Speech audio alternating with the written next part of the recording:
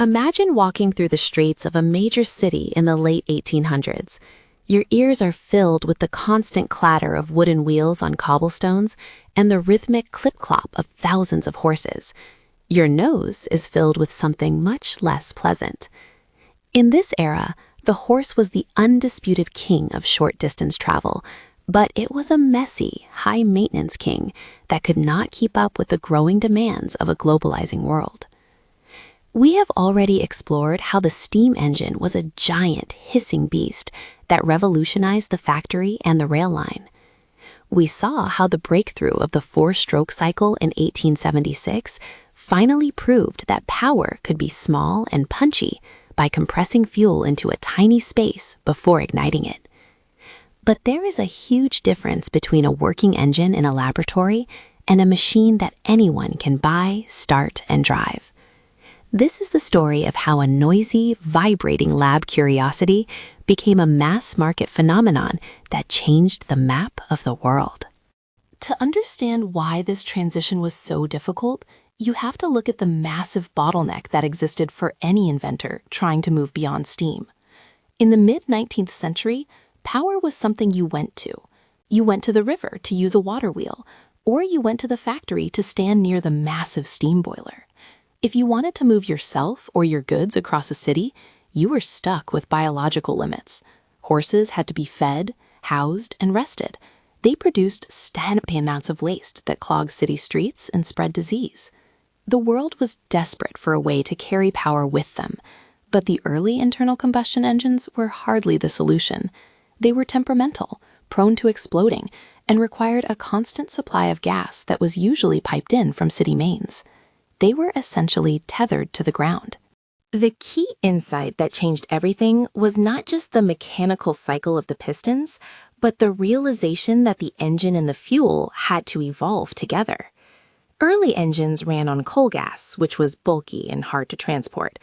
The breakthrough came when engineers looked toward liquid fuels, specifically byproducts of the budding oil industry that were often discarded as useless. These liquids were incredibly energy-dense. A small tank could hold enough potential energy to move a heavy vehicle for miles. This was the missing piece of the puzzle. Once you had a compact four-stroke engine that could sip a portable liquid fuel, the tether to the city gas lines was finally cut. The engine was no longer a stationary tool. It was a heart that could beat inside a moving body. But even with a working design and a portable fuel source, the internal combustion engine faced a steep climb to mass adoption. In the early days, every engine was a custom piece of art.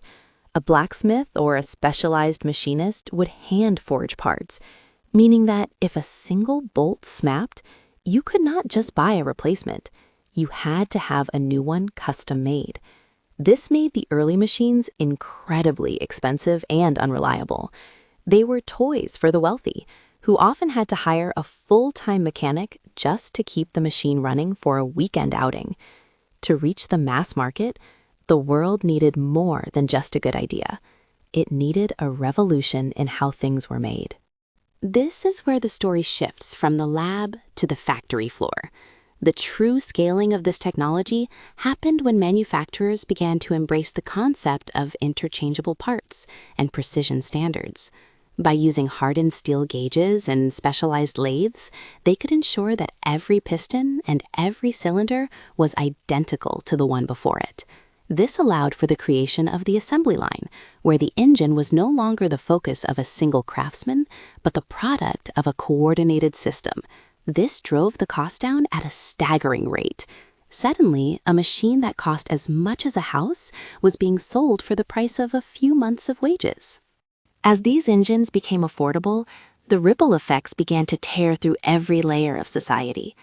The most immediate change was the death of distance. For thousands of years, the speed of a human or a horse had defined the limits of a single day. You lived, worked, and died within a small radius. The mass market engine shattered that radius. It allowed farmers to bring their goods to distant markets before they spoiled. It allowed workers to live further from the noisy, crowded city centers where they worked. It created a sense of personal autonomy that had never existed before. You did not have to wait for a train schedule or care for a living animal. You simply turned a crank and went wherever the road allowed. The economic landscape shifted just as violently.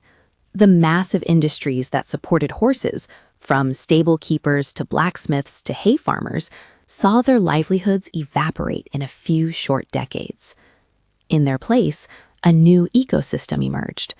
Gas stations began to dot the landscape, replacing the general stores that used to sell fuel in small glass bottles. Repair shops and parts manufacturers became the new backbone of the economy. The internal combustion engine was not just a replacement for the horse. It was an entire economic engine that demanded new infrastructure, new laws, and a new way of thinking about the world. We often think of this transition as a smooth, inevitable march toward progress, but it was a chaotic and uncertain time. There were competing technologies, like electric cars and steam-powered buggies, that fought for dominance in the early market. The internal combustion engine won out because it offered the best balance of range, power, and ease of refueling. It was the most practical solution for a world that was rapidly expanding. This dominance reshaped the very geography of our planet. We started building cities around the needs of the engine rather than the needs of the pedestrian. We paved over fields and forests to create a web of interconnected roads that allowed this new power to flow everywhere. Today, we are standing at a very similar crossroads as we transition away from the internal combustion engine toward electric and sustainable alternatives. Looking back at the 1900s reminds us that these shifts are never just about the technology itself.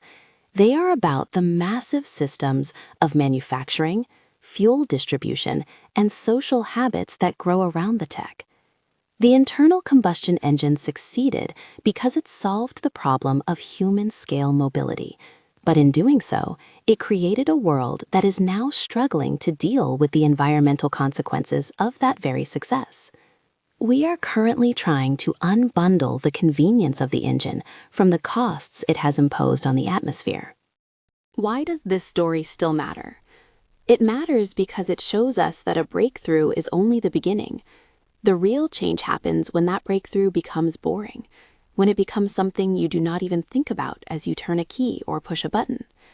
The internal combustion engine transitioned from a laboratory wonder to a mass-market reality because of a unique alignment of liquid fuels, precision manufacturing, and a desperate social need for mobility. It set the stage for the modern world, not just by moving us faster, but by changing our expectations of what freedom looks like. It gave every individual the power of a locomotive in the palm of their hand. While these engines were changing how we moved, another quiet revolution was happening right under our feet. In the next episode, we are taking a quick step sideways in our story to explore the world of Portland cement and reinforced concrete. These materials provided the missing context for the internal combustion era, creating the rigid roads and towering structures that allowed the new engines to truly transform our cities. Make sure to subscribe to see how the very ground beneath our feet was transformed to meet